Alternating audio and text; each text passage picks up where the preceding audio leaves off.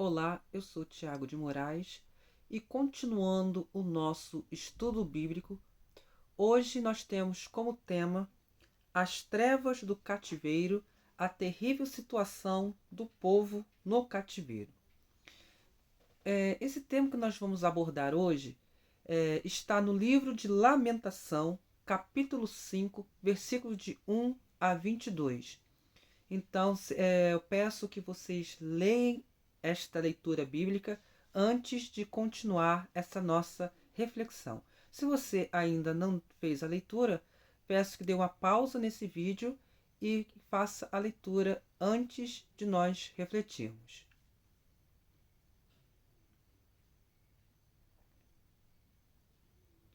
Bom, gente,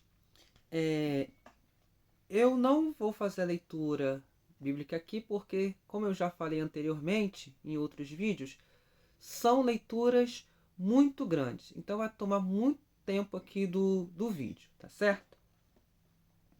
Mas nós já refletimos aqui que houve diversas deportações na época em que o profeta Ezequiel viveu, né? O profeta Ezequiel, ele exerceu toda a sua atividade como profeta no cativeiro da Babilônia. Então, por isso que antes de entrarmos propriamente dito no livro do profeta Ezequiel, nós vamos fazer, algumas leituras do livro de Lamentações. Por quê? Porque uma dessas lamentações fala dessa questão do cativeiro. E o objetivo do nosso tema de hoje é o quê? Fazer sentir de perto algo da terrível situação do povo no cativeiro da Babilônia. Esse é o objetivo desse nosso estudo de hoje.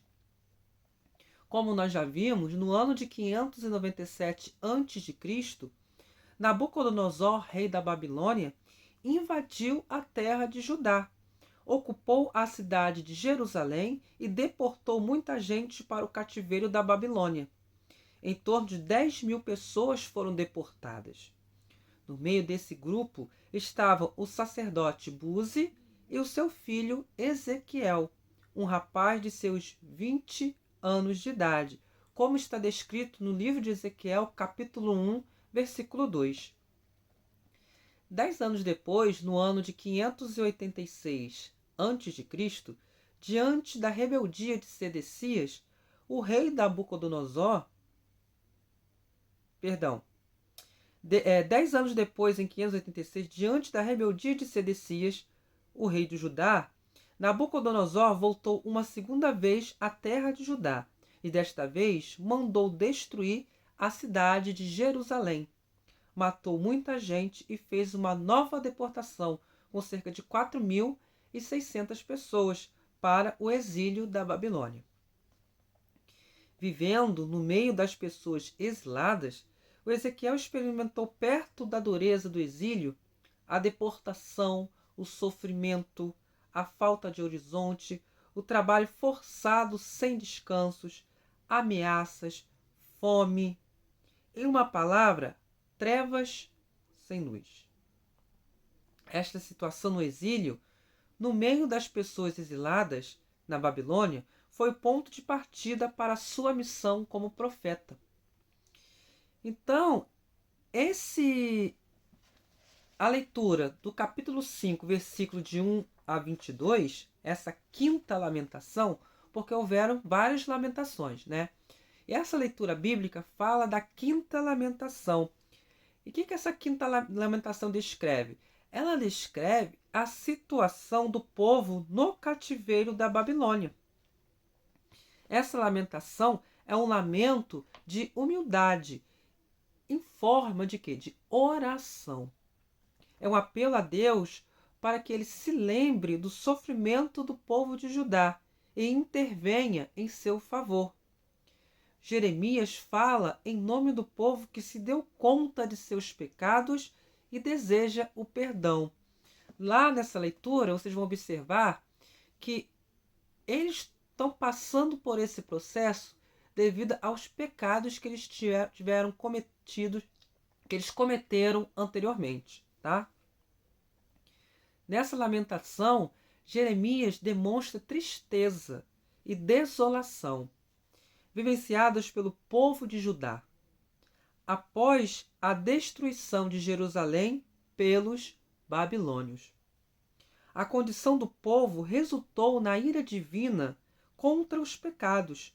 A desobediência a Deus trouxe consequências devastadoras, mas o povo clama a Deus através da fé pela sua misericórdia. Essa leitura do livro de Lamentações, ela traz diversas divisões, né? É como se fosse vou fazer aqui um esboço desse capítulo para vocês. Ele traz a súplica pelo lembrete e redenção, a descrição do sofrimento e opção, a perda da alegria e reconhecimento do estado atual e o clamor da misericórdia e restauração. Essas são as 4 partes que são divididas o capítulo 5 do livro de Lamentações, escrita por Jeremias. A súplica pelo lembrete de redenção vai do capítulo 1 até o capítulo 7. Ali fala do pedido da lembrança, lá no versículo 1. Fala da descrição da aflição e da perda, dos versículos 2 até o versículo 4. Fala do reconhecimento da opção e da humilhação, no versículo 5. Da lembrança do passado e das suas consequências, nos versículos 6 e 7. Na segunda parte, que é a descrição do sofrimento e da opção, ela vai do versículo 8 até o 14. Nos versículos 8 e 9, traz o relato da violência e do desrespeito com esse povo preso lá, né, no exílio. Nos versículos 10 e 11, traz a expressão do desejo e a desolação.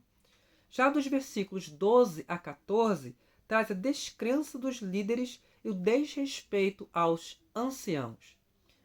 Na parte 3, que trata da perda da alegria e do reconhecimento do estado atual, retrata dos versículos 15 até o 18.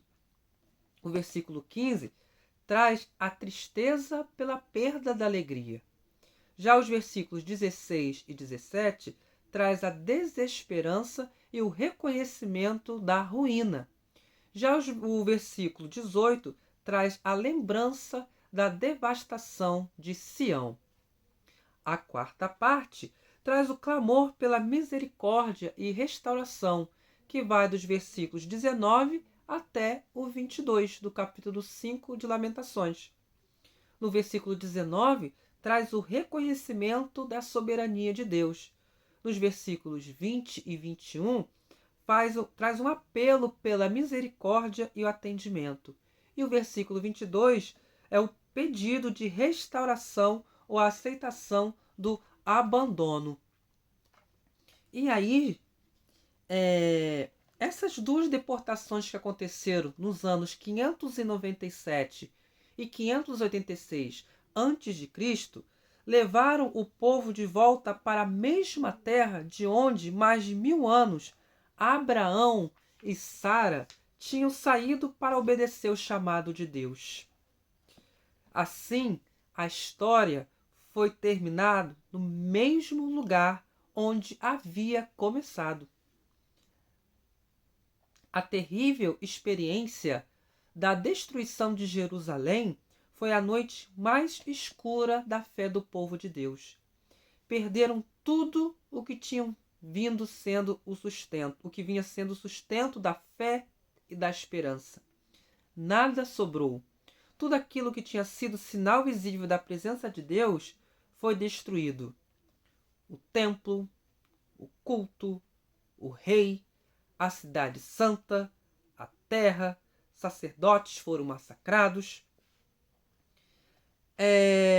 Essas imagens usadas pela Quinta Lamentação para descrever o cativeiro deixam entrever algo da terrível experiência do povo. Hoje, em muitos lugares do Brasil, existem a mesma experiência de cativeiro. A nossa herança e a nossa casa estão na mão dos estrangeiros, como diz lá em Lamentação, capítulo 5, versículo 2. Hoje no Brasil, muita gente não tem casa. Lá no versículo 3 diz: Nosso pai foi morto, nossas mães são viúvas, somos órfãos. No Brasil, a violência destrói muitas famílias e agride os povos indígenas. Lá no versículo 4 diz: Devemos pagar a água que bebemos e a lenha para o fogão é paga. Hoje muita gente não consegue nem água, nem pagar a conta de água, nem a conta de gás. Sem falar na conta de energia elétrica, que está cada vez mais cara.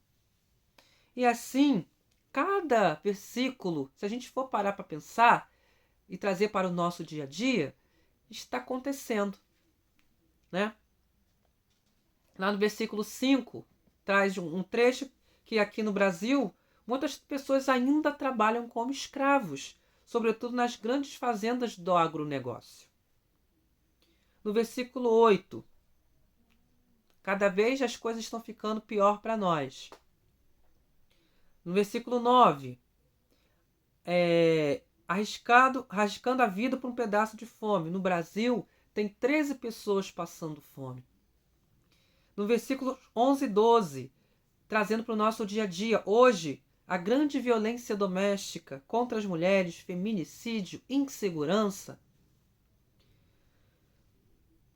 Em relação aos versículos 13 e 14, trazendo para o nosso dia a dia, há muitos jovens sem futuro, muitos idosos sem segurança. Versículo 15, muitos sinais de tristeza, depressão, abandono, morte. No versículo 18, trazendo para o dia de hoje, dentro e ao redor das grandes cidades crescem as favelas, porque lá no versículo diz a situação da cidade de Jerusalém, que estava naquela situação em ruínas, que é Sião, né? Sião, a cidade de Jerusalém.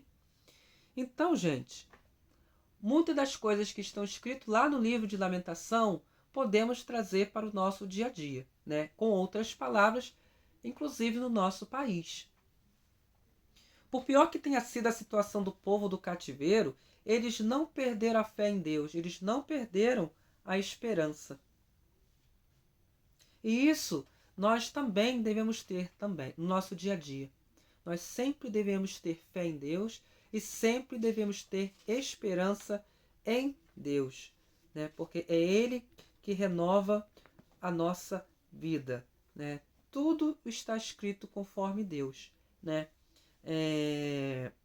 Muitas das vezes nós pedimos uma coisa e não somos atendidos naquele determinado momento. Mas se for da vontade de Deus, você será atendido de alguma forma. Às vezes, você pode não ser atendido do jeito que você quer, mas às vezes Deus traz pra gente uma outra forma que é melhor, muitas das vezes, do que a gente gostaria que fosse. Então, basta nós termos fé e esperança e contar sempre com Deus.